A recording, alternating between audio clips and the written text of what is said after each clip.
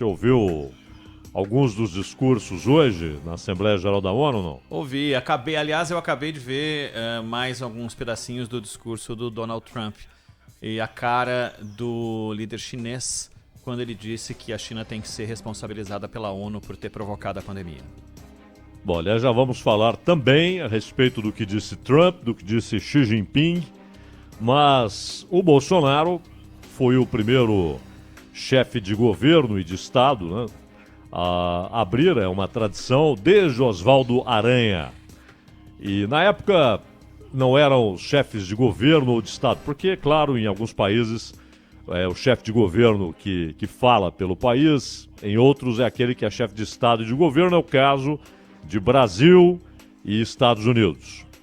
E nos países parlamentaristas é o chefe de governo, que não é chefe de Estado. Agora, e há também os sistemas híbridos, né, como o da França, em que quando o presidente e o primeiro-ministro são aliados, o presidente não é só chefe de Estado, é também chefe de governo. O primeiro-ministro acaba sendo o seu principal chefe de gabinete, mas não é chefe de governo, como acontece hoje, aliás, na França.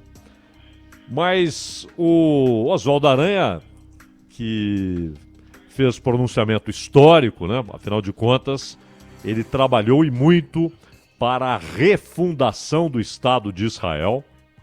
Foi um papel brilhante do Oswaldo Aranha, inclusive contrariando grande parte dos integrantes do governo brasileiro, não é? E isso já havia acontecido antes, porque na época o Dutra era o presidente. Mas antes, no governo Getúlio Vargas, o próprio Oswaldo Aranha já havia trabalhado, por exemplo, para que o Brasil aceitasse judeus que fugiam da parte europeia dominada pelos nazistas. E há também um gênio da literatura brasileira que silenciosamente fez um papel muito parecido, Ronald, com aquele que a gente vê e que é real. Ali nós temos o filme mostrando o que aconteceu, de fato, na lista de Schindler, né? Uhum. E quem fez isso foi um gênio da literatura brasileira, fez também o João Guimarães Rosa, que era cônsul na Alemanha. E ele e a esposa foram fundamentais para que judeus conseguissem no consulado, não é nem embaixada, hein? No consulado brasileiro, conseguissem vistos para deixar a Alemanha. Então, além de gênio na literatura, Guimarães Rosa também teve um papel importante e ajudou a salvar muitos judeus que, obviamente, se pegos, seriam levados para campos de concentração e muitos seriam mortos, né? E a lista de Schindler mostra um episódio real, um fato real, e aconteceu algo parecido ali com o grande Guimarães Rosa. E outros diplomatas brasileiros, que à revelia de Getúlio Vargas, cujo governo deu piscadelas e às vezes piscadas obscenas para o nazifascismo, né? Muitos diplomatas brasileiros agiram contra a perseguição do nazismo a judeus, a ciganos e a outras pessoas que eram perseguidas por suas posições políticas. Não só na Alemanha, mas nos países que estavam sob o domínio nazista. Inclusive a França em determinado momento, né? A França foi ocupada, Paris foi ocupada.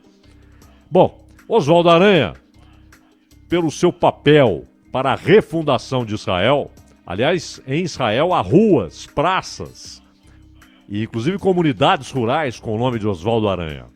Eles não esquecem o papel que ele teve. E o fato de Oswaldo Aranha ter feito o primeiro discurso inaugural, acabou sendo tomado como uma tradição mantida ao longo do tempo. Ou seja, o representante brasileiro passa a ser o responsável pelo discurso inaugural. Logo depois, claro, do secretário-geral. Mas como chefe de governo é o primeiro. E Bolsonaro discursou em 2019, pessoalmente, não havia restrições a uma reunião presencial, como dizem.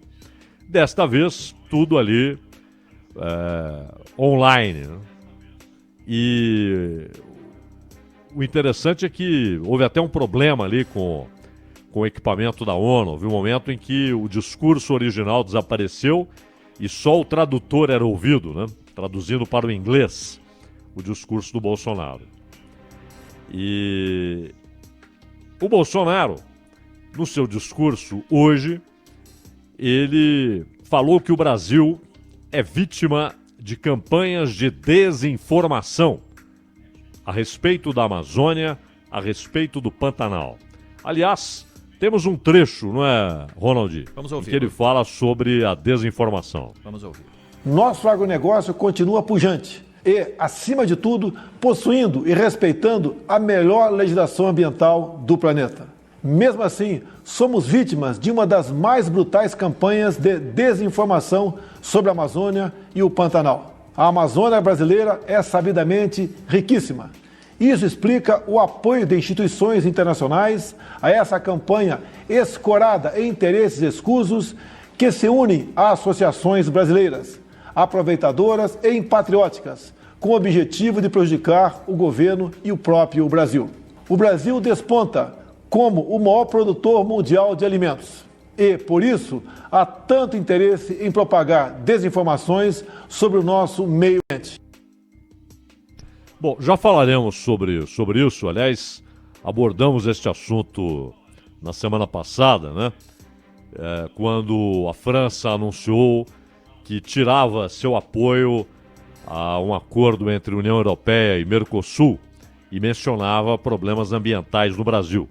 A gente já vai falar sobre isso. Mas a respeito das queimadas em si, citadas pelo presidente Jair Bolsonaro, quando menciona o que ele chama de campanha de desinformação, mas as queimadas são reais. E ele falou a respeito. Nossa floresta é úmida e não permite a propagação do fogo em seu interior. Os incêndios acontecem praticamente nos mesmos lugares, no entorno leste da floresta, onde o caboclo e o índio queimam seus roçados em busca de sua sobrevivência em áreas já desmatadas. Os focos criminosos são combatidos com rigor e determinação. Mantenho minha política de tolerância zero com o crime ambiental. O nosso Pantanal, assim como a Califórnia, sofre dos mesmos problemas. As grandes queimadas são consequências inevitáveis da alta temperatura local, somada ao acúmulo de massa orgânica em decomposição. Bom, é claro que esse tipo de pronunciamento ele tem várias mãos, não é? Na sua escrita, na sua redação. Inclusive, há outros trechos do discurso em que claramente ali é um ministro que chega e fala: presidente, cite tal assunto, tal tema. E a gente já vai falar sobre isso também. Mas antes de termos mais um trecho do discurso do Bolsonaro, vale notar o seguinte. Primeiro, esses discursos, eles são, na maioria das vezes, para o público interno, não é? Como foi o do Trump. Um discurso para o público interno. Ninguém está dando muita pelota para aquela audiência, porque ali todo mundo tem posição firmada, não é? Por exemplo, no caso do Trump, os países que se opõem a Trump, e alguns se opõem aos Estados Unidos, não importa quem esteja na Casa Branca, eles sempre vão fazer caras de desagrado e vão criticar o pronunciamento do presidente dos Estados Unidos. E aqueles que se alinham ou especificamente ao Trump ou invariavelmente a quem está na Casa Branca, ou seja, ao governo dos Estados Unidos, independentemente de quem é o presidente, sempre apoiam a posição dos Estados Unidos. Então Trump não foi lá para ganhar ou perder apoio internacional. Ele foi para falar com seus eleitores, com os eleitores indecisos, com os eleitores independentes. Ele foi lá para fazer um discurso de campanha. No caso do Bolsonaro, há, claro, a tomada de posição do Brasil em relação àquilo que muitos governos europeus têm dito a respeito da situação ambiental no Brasil. E aqui dentro é o de sempre, quer dizer, quem é contra vai dizer, pá, esse cara é um mentiroso, o que ele está falando, está mentindo, está enganando. Quem é a favor vai dizer, tá aí a resposta, é isso mesmo, essa é a verdade, e não adianta porque os países europeus fazem de conta que estão preocupados com esse problema, mas os objetivos são outros, etc. Os objetivos são, de fato, outros, não é? Porque, na verdade, os europeus têm adotado posições distintas, típicas da célebre expressão bíblica, né? 2 pesos e 2 medidas, que é uma expressão que estabelece a melhor analogia com uma injustiça, com pesos e medidas diferentes para situações muito semelhantes, não é? Ninguém vai ouvir, por exemplo, o governo francês, ou o governo alemão, ou o governo norueguês, ameaçando suas relações comerciais com a China por causa das posições chinesas em relação ao meio ambiente. Por causa da poluição devastadora para a saúde das pessoas em Pequim, por exemplo, na capital do país, ou no Mar da China. Ninguém vai questionar esse tipo de coisa. Aliás, não questionam coisas até mais urgentes. Não ouvimos, não lemos, não vemos um governante europeu ameaçando romper relações comerciais, econômicas com a China, porque cerca de 1 milhão de muçulmanos uigures estão em campos de concentração, confinados pela ditadura chinesa. Nada, zero, nenhuma ameaça. Vez ou outra um discurso, como foi feito na Suécia, em relação, ali é um problema específico, acusando a China de usar hackers para entrarem em sistemas sensíveis da Suécia. A Austrália, lá na Oceania, fez a mesma denúncia. Mas ninguém dá o passo seguinte, de ameaçar as relações comerciais e econômicas com a China, não é? Em relação ao Mercosul, pelo contrário, isso é antigo, hein? Isso não começou agora. Não começou agora. Na década passada, já havia, vez ou outra, discursos a respeito da situação ambiental no Brasil como impedimento para amplos acordos comerciais entre Mercosul e União Europeia. Vamos nos lembrar que o anúncio feito ano passado, precipitadamente tomado como definitivo e como se já fosse entrar em vigor, inclusive pela imprensa, e esse é um erro grave em relação à tramitação necessária na União Europeia para que um acordo seja aprovado, é necessária unanimidade. Aliás, esse é um problema na União Europeia, né? O fato de que algo não é aprovado se tem apoio da maioria, mas a necessidade de unanimidade acaba travando o andamento das negociações, acaba dificultando. Um único país pode dizer não, pode vetar. E já sabemos que no caso do acordo com o Mercosul, a necessidade de passar pelos parlamentos locais, pelos executivos de cada país e também pelo Parlamento Europeu, pelo Executivo Europeu, tudo isso inviabiliza o acordo. Porque há pressão de produtores locais que não querem concorrência com produtos agrícolas do Brasil e da Argentina. Sabem que os seus produtores, se lançados na selva do mercado internacional, dificilmente conseguirão competir. E vale que repitamos aqui o que dissemos na semana passada, né? Acho muito importante, inclusive, que os países consigam se livrar das amarras da União Europeia na defesa, na proteção de seus produtores, porque a União Europeia acabou abalando um sistema construído na social-democracia europeia e que estabelecia subsídios. Aquela coisa simples, um cálculo que qualquer um é capaz de fazer num caderno escolar. Ou seja, é mais barato pagar para que o sujeito lá na zona rural portuguesa, continue com as suas oliveiras, produzindo a sua azeitona, que depois se transformará num azeite formidável, admirado no mundo inteiro e que vai ajudar inclusive a balança comercial portuguesa.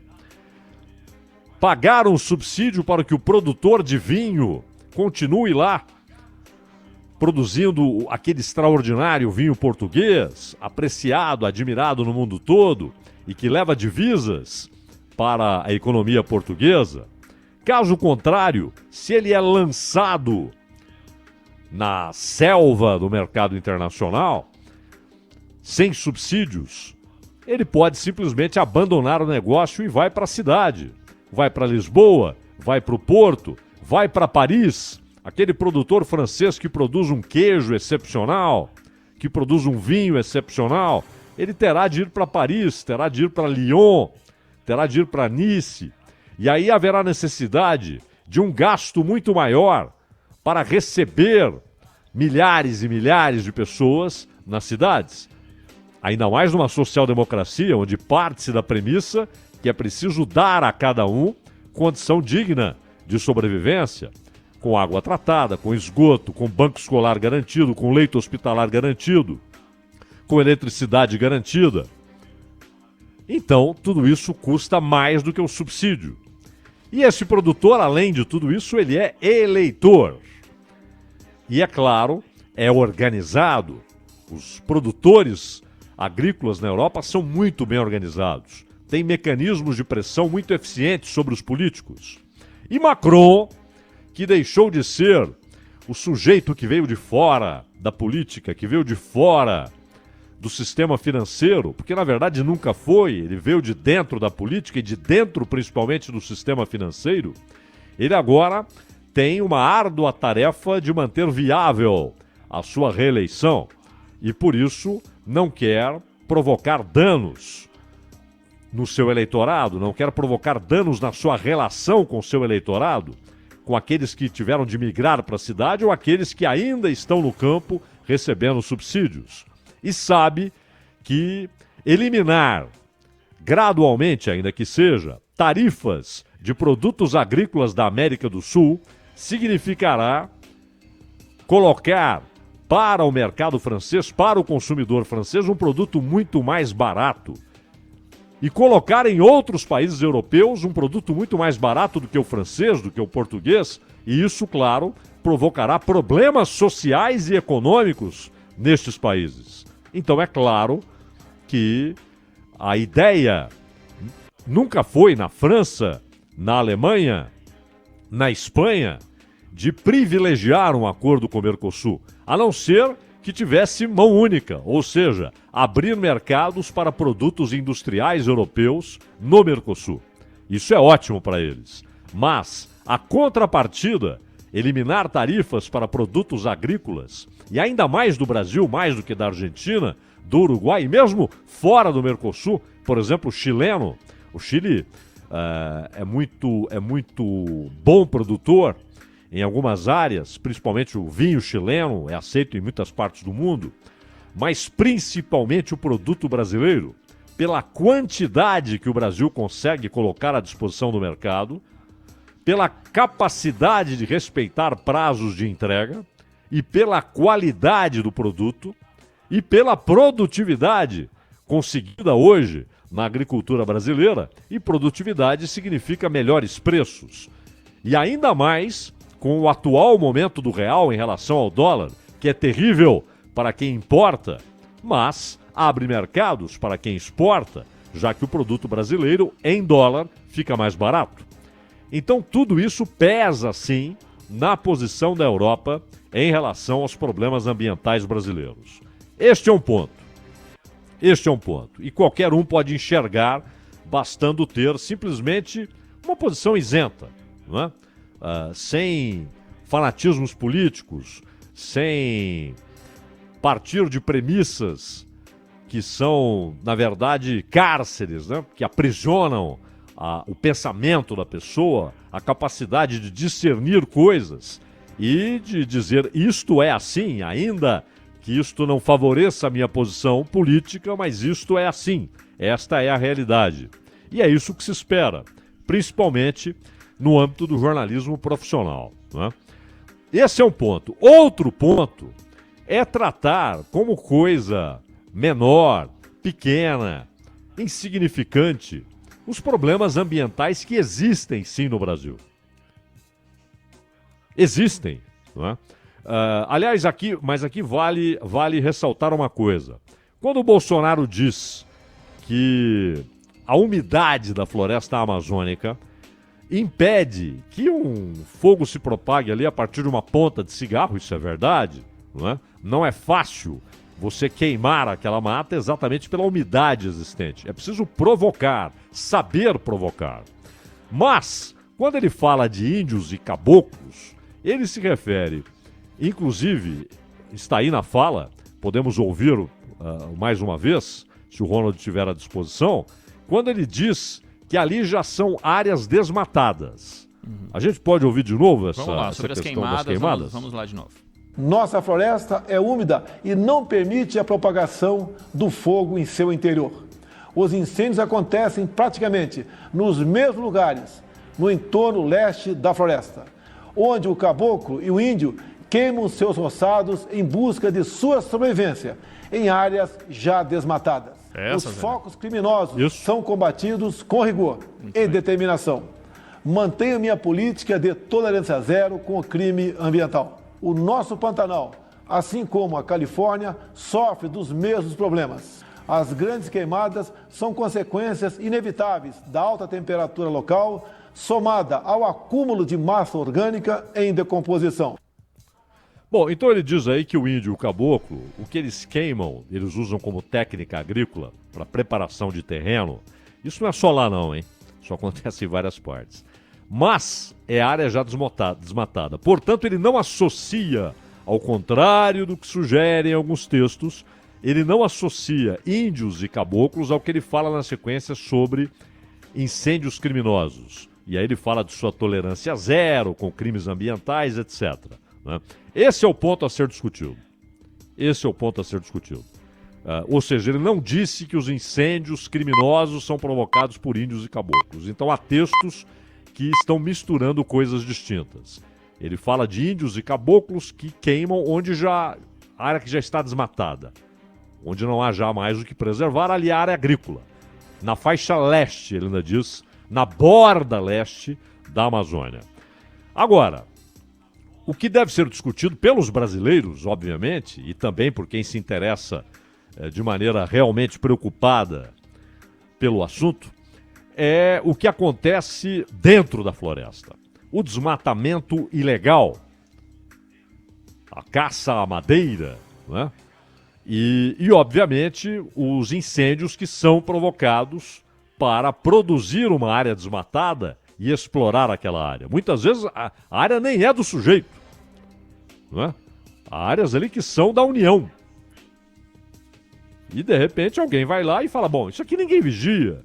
Esse troço gigantesco, maior do que a Europa Ocidental. Quando o governo descobrir que há alguém aqui produzindo, trabalhando, vivendo disso aqui, eu já estou aqui há 20 anos. Né? E, de fato, há incêndios criminosos. E aí é que devemos discutir se o governo faz o necessário. Se equipa suas equipes com o material necessário.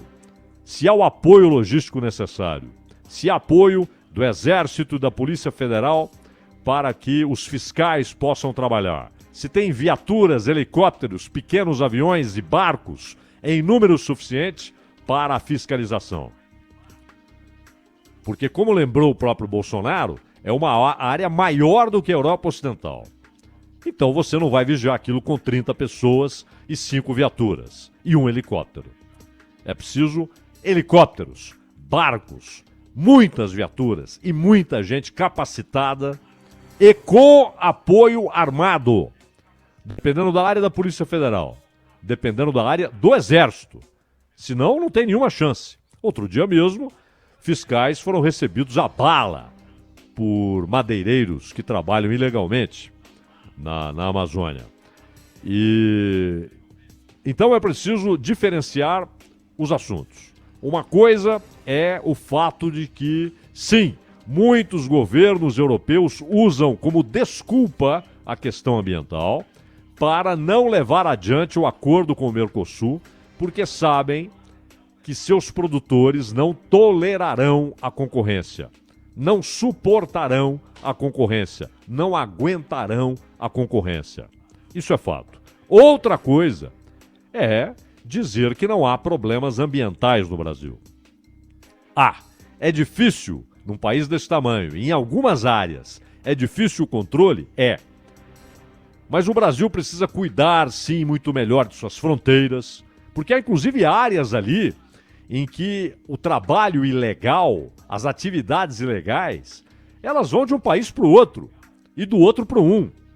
É gente atravessando para a Bolívia, da Bolívia para o Brasil, da Venezuela para o Brasil, do Brasil para a Venezuela, na exploração, por exemplo, ilegal, não só de madeireiros, mas também de gente que vai tentar encontrar ouro, né? E usa ainda, em algumas áreas ainda usam mercúrio, né? O que traz danos ambientais terríveis. É difícil vigiar, isso é. Mas hoje é mais fácil do que há 10 anos, do que há 20, do que há 30, porque há mais tecnologia disponível. Então, é preciso separar. Não há dúvida, primeiro, que há posições baseadas em interesses econômicos, comerciais, políticos, para que os europeus usem a questão ambiental para denunciarem o Brasil e evitarem certos acordos. Isso é verdade. Verdade. Outra coisa é, por causa disso, dizer que eles estão inventando fantasmas e que não há problemas ambientais no Brasil. Há vários. Aliás, a dificuldade em vigilância, ela acaba tendo consequências em outras áreas. Por exemplo, o tráfico de drogas e o tráfico de armas. Quanta droga, quanto armamento entram no Brasil exatamente pela dificuldade de controlar, de vigiar, de fiscalizar a fronteira seca. Aliás, a dificuldade até pelo mar. Muitas vezes há armas que chegam, por exemplo, no Rio de Janeiro, pelo mar. Não é que chegaram lá pela fronteira com o Paraguai, atravessaram uma parte do país ali e chegaram ao Rio de Janeiro. Não. Muitas chegam pelo mar. Embarcações, né? Então, o Brasil precisa, sim, investir muito mais em vigilância, em fiscalização, né? E o Ricardo Salles já disse aqui, uma coisa é defender a mudança da legislação, é acabar com determinadas exigências, é fazer com que haja um número menor de exigências e até um número menor de órgãos fiscalizadores. Isso é uma coisa. Outra coisa é o que ele fez, sugerir que, já que está todo mundo olhando para o coronavírus, vamos fazer atravessar a boiada, não é? Ele não tem esse direito. Ele pode propor, ele deve propor, ele tem a obrigação de propor. A posição do governo é esta: Congresso Nacional, essa é a nossa proposta sobre fiscalização ambiental, queremos menos burocracia, queremos menos regulamentos inócuos e, ao mesmo tempo, queremos mais verbas para uma fiscalização eficiente, mas queremos mudanças aqui. E o Congresso vai decidir, porque cabe ao Congresso decidir. Pode dizer não, pode dizer sim, pode parcialmente concordar e derrubar outra parte da proposta, pode discordar de tudo, vetar tudo. É poder do Congresso Nacional. Passar boiada não é aceitável. Institucionalmente, legalmente não é aceitável. Então há muita coisa a ser corrigida na atitude do governo em relação a questões ambientais. Isso é indiscutível. Outra coisa diferente é achar que os europeus estão lá preocupadíssimos exclusivamente com a questão ambiental e aí, como retaliação, não querem um acordo com o Mercosul. Não, esta carne... E bobagens, hein? A carne brasileira não sai dessas áreas. E a certificação. Hoje, há rastreamento da carne. Você vai lá no nascimento do bezerro, onde ele engordou, tudo. Né? Da cria, passando pela recria, engorda, até a chegada dele ao abate, você tem todo o rastreamento. Então isso é balela que a França, particularmente, tem usado como argumento. Então são coisas distintas. Mas, claro, Bolsonaro falou também a respeito da pandemia.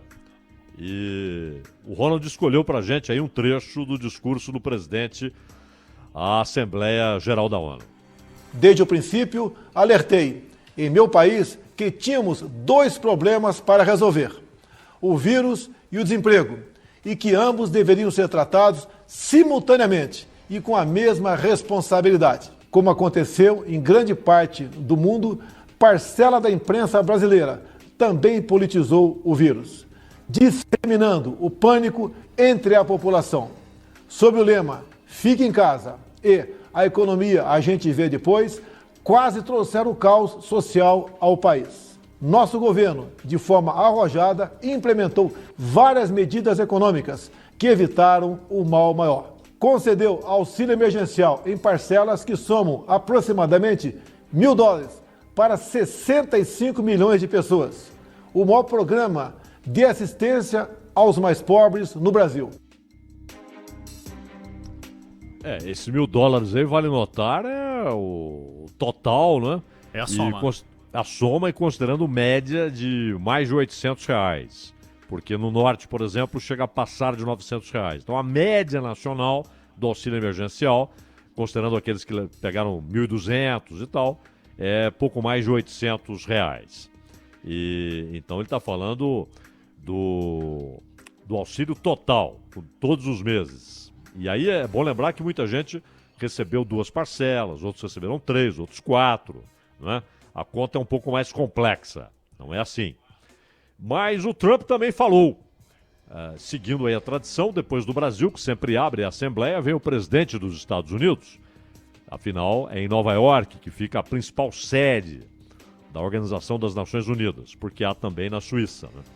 O Trump voltou a atacar a China no seu discurso. Em vídeo gravado e exibido no evento, ele não falou ao vivo, Trump disse que a pandemia do novo coronavírus foi causada por um vírus chinês e ainda afirmou que a ONU é virtualmente controlada pela China.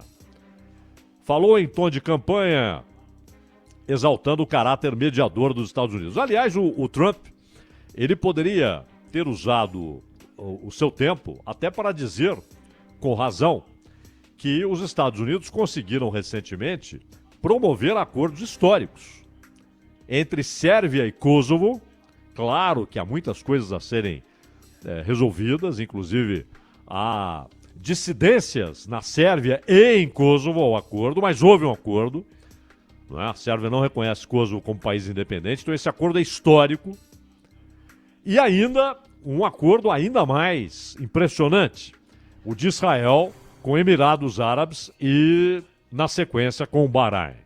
Então, Bahrein, Emirados Árabes fizeram um acordo com Israel e a Arábia Saudita anunciou que qualquer voo de Israel para os Emirados Árabes, dos Emirados Árabes para Israel, poderá passar por seu espaço aéreo sem nenhum impedimento. Então, também pressionada pela Casa Branca, a Arábia Saudita acabou dando um apoio, ainda que silencioso, mas com essa concessão de seu espaço aéreo para o acordo entre Israel, Emirados Árabes e Bahrein. Isso também é histórico. E o Trump falou disso, citou esses acordos, disse que os Estados Unidos têm sido grandes mediadores. Porém, e prometeu ainda acabar com a guerra no Afeganistão. Aliás, uma promessa que vem desde Obama e ainda não cumprida, até porque vai depender de um acordo com o Talibã. E hoje o Talibã tem dissidências, os que querem acordo, os que não querem, né? Além daqueles que saíram do Talibã e migraram para o Estado Islâmico. A situação é difícil e complexa no Afeganistão. Mas ele falou da China e disse que a China controla a ONU. Disse também que os Estados Unidos estão com as pessoas de Cuba, Nicarágua e Venezuela na sua briga por direitos e liberdade. E falou, insistiu em usar a expressão vírus chinês, né? Todo mundo sabe que lá começou a pandemia, mas isso é diferente de falar vírus chinês, né? Porque dá a entender que foi algo deliberado.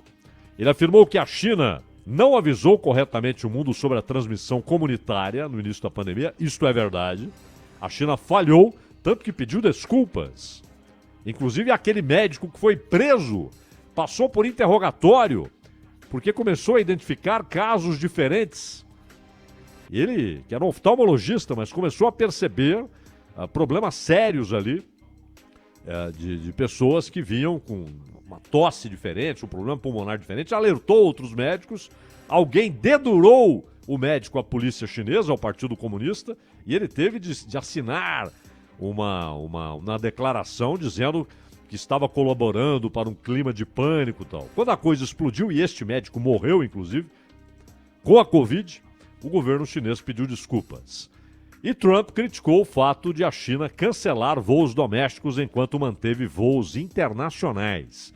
E disse que a ONU, por isso, deve responsabilizar a China por suas ações. Mas aí completou que a ONU, em boa parte, inclusive no âmbito da OMS, está dominada pela China.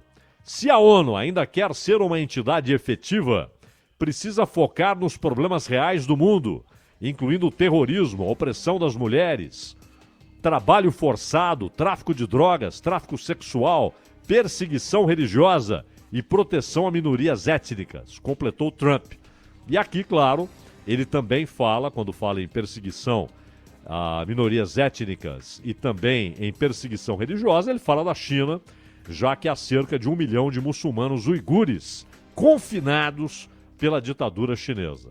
E para concluirmos, a resposta do Xi Jinping, que foi dizendo que não tem intenção de travar guerra fria ou quente com qualquer outra nação.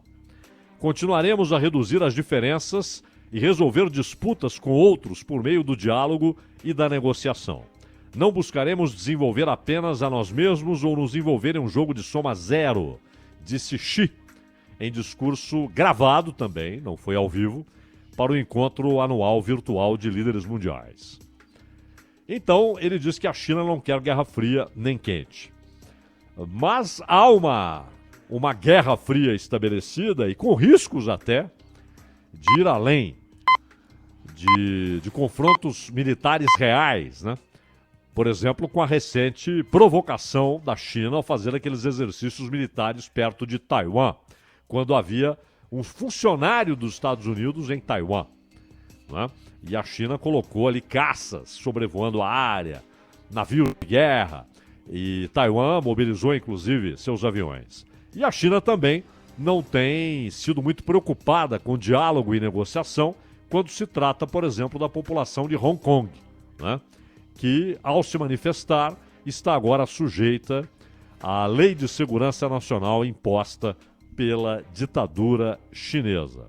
Mas, de qualquer maneira, o Xi Jinping não entrou diretamente nas palavras de Donald Trump, porém disse que a China não quer nem guerra fria, nem guerra quente. Ele não fez menção às acusações de Trump a respeito do comportamento chinês em relação à pandemia e também em relação ao comportamento chinês em relação a minorias étnicas e religiosas.